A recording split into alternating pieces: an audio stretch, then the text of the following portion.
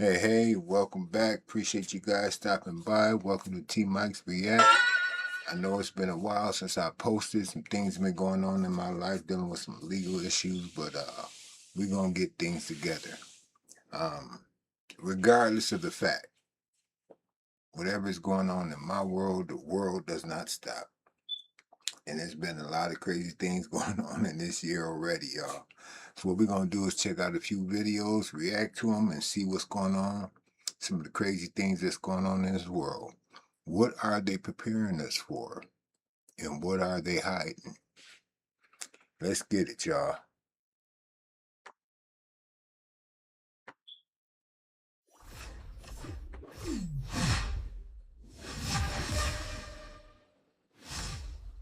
The shit that archaeologists just found, people don't understand how big this actually is. Archaeologists didn't just find a cave. They broke into a hidden chamber that's been sealed for over 40,000 years. And this shit has been completely sealed. No humans, no animals, no air circulation. And this is since Neanderthal times. To put that in perspective, this room was closed off before cities, before writing, before recorded history, before the pyramids even existed. When they opened this up, they found animal bones from ecosystems that don't even exist anymore. Predators like hyenas, lynx. We're talking about species that disappeared forever. But this is where this shit gets crazy. They found a large ocean shell inside the cave. And this cave ain't nowhere near the ocean. So that shell didn't wash in. It didn't roll in. It had to be carried there by a Neanderthal. That immediately tells researchers that wasn't random. This wasn't animals wandering. Humans were using this space. And now they believe this chamber may be one of the last places Neanderthals lived before they vanished. Meaning this 40,000-year-old cave could be a frozen snapshot of the world during their final years on Earth.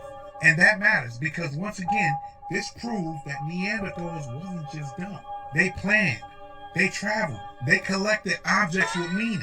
So the real question isn't what they found in the cave. It's what else is still sealed and how much human history made it into the book. Because every time we open something this old, the story changes. Pay attention. How y'all feel about that cave?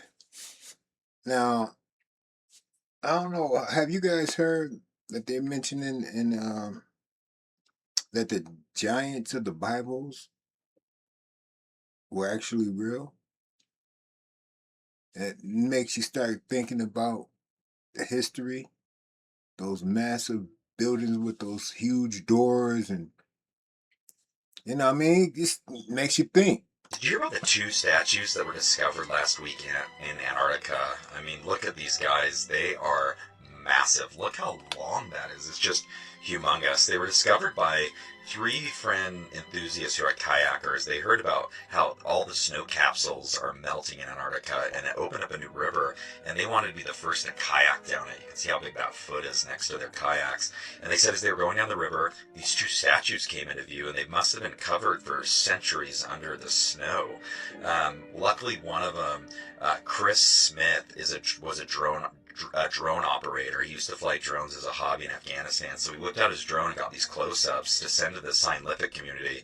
And scientists are saying, who built these? The ancient Romans, an ancient civilization? The crazy thing is when the friends got past the statue, they said what they saw, they're too terrified to speak of. They can't even get out of them. So Dr. Remy Demi went down there, and you won't believe what he's saying is behind these statues. I'll post in part 2. Y'all believe in that? Y'all think it's AI? I don't know. There's a lot of things going on in this world that we're not privy to. A lot of redacted information. We're going to get into that Epstein stuff on the next video, hopefully. But this is crazy. You see the size of this.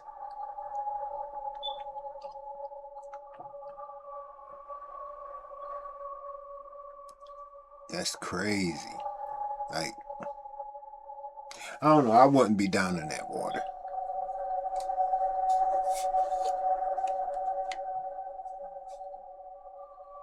So that's where they are. Even the sea life is huge. Some have took what he did after watching this last footage on his camera. Now look at this. Looks like he tried to shoot the Bigfoot. All right. As much as I like to go hunting, when I see stuff like this, it gives me reason to, maybe not go. Like, first of all, you shouldn't have let whatever that was get that close. You should have been firing off. Man, I don't know, y'all. Again, we talked about how the AI is. What is this? Is it real? Is it? I mean, they say it's before AI. So I don't know, y'all. Y'all let me know. I don't know if he missed or he hit on the Bigfoot, got mad. They say this is the last. Anybody has seen of this hiker with this camera found by his camping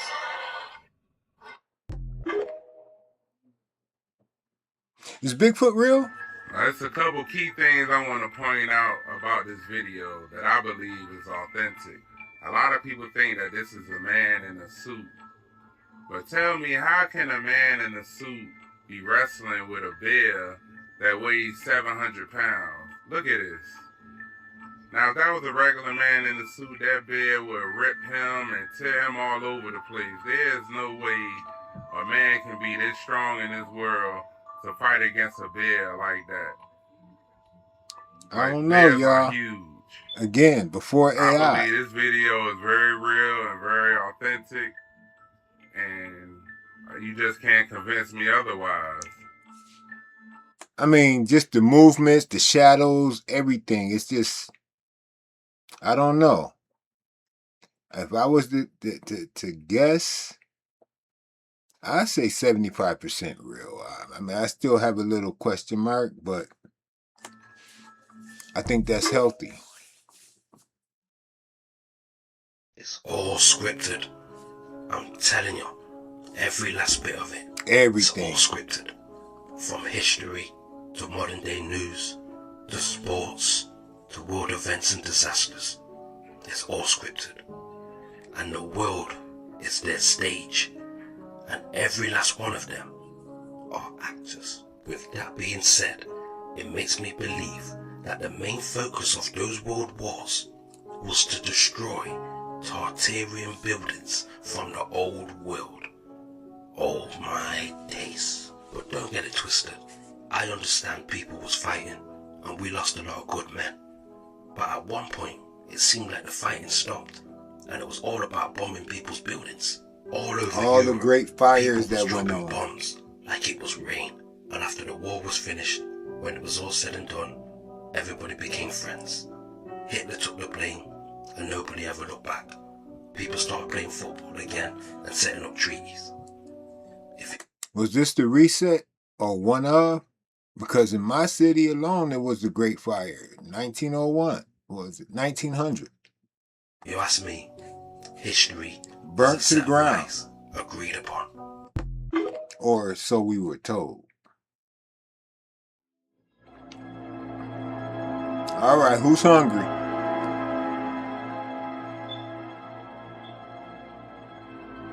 It's in your local supermarket. Think you getting ground beef? Think that's fresh lettuce? Okay. Let's make a salad. Have a hamburger. On me. Has anybody actually read TikTok's new privacy policy? Because I don't think... They got me because I didn't pay attention at first when I turned the app on and I was just hitting it just to get... Man, I wish I'd paid attention. I got caught. Don't y'all get caught. Pay attention. Think that you can make it more obvious than it is now. I mean, look at this. Of course, you got information you provide may include sensitive personal information, such as information from users under the relevant age threshold, information you disclose in survey responses, or in your user content about your racial or ethnic origin. But this is where it gets weird, right? National origin, religious beliefs, mental or physical health diagnosis, sexual life or sexual orientation, status as transgender or non-binary, citizenship or immigration status, or financial information? This part is the most important part because I'm sure everybody received the pop-up when you opened TikTok yesterday or today, right? Including new types of location information, including your device geolocation. Look at how specific this is, okay? And they were worried about China?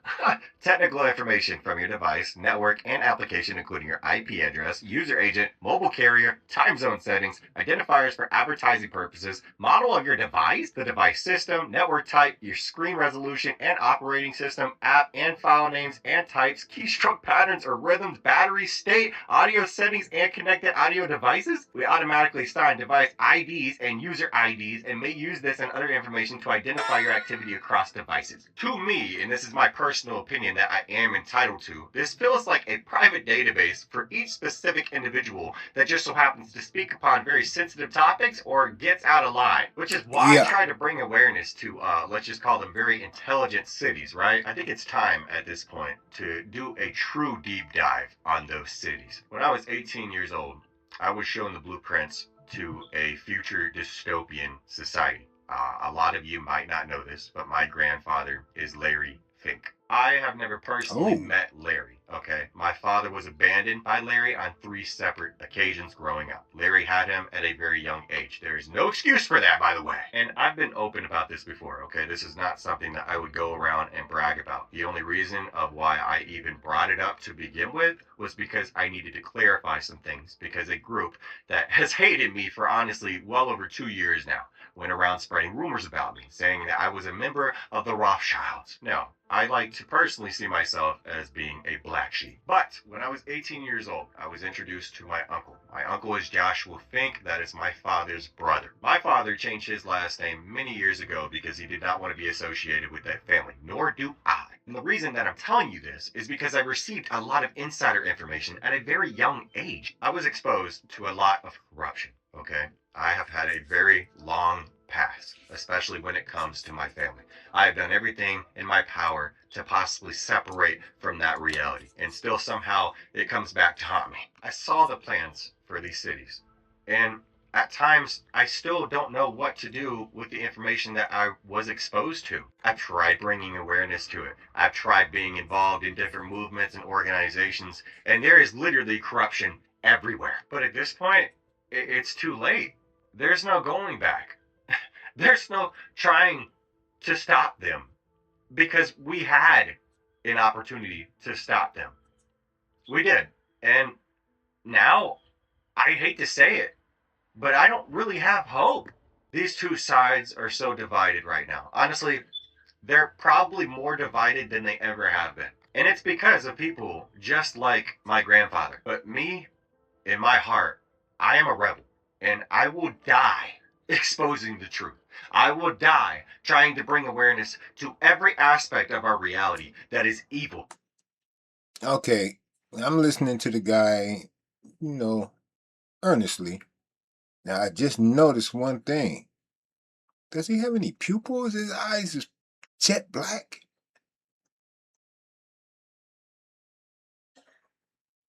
I don't know, y'all, man. I got a question. And that includes the victims of all the genocides. Boy, I tell you, y'all, this world is getting crazy by the minute. Listen, I appreciate you guys hanging out with me. Check out one of these videos. It should be popping up on the screen. I got a bunch of videos you guys can check out. What should I react to next? Should we go down the rabbit hole of Epstein? Seems like a hot topic. Or should we continue on our path of exposing the unexposed, so to speak? Y'all let me know in the comments. Don't forget to like, share, subscribe. Don't forget these videos are for entertainment purposes only. And I will see you guys on the next video.